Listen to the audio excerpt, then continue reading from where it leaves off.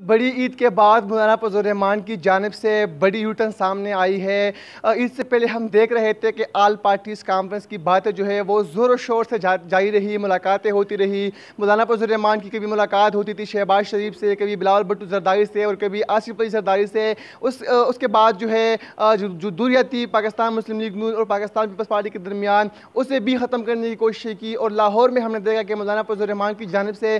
شہباز شریف اور بلاول بھٹو کے درمیان جو ہے ملاقات منعقد کروائی، اور اس کے ساتھ ساتھ جو حکومت سے ناراض جماعت کے سربراہ اختر مینگل سے ملاقاتیں کی اور اسے بھی اس آل پارٹیز کانفرنس میں آنے کی اور ساتھ دینے کی جو ہے وہ درخواست کی گئی تھی۔ لیکن اب ہم دیکھ رہے ہیں کہ ایک بہت بڑا یوٹن جو ہے وہ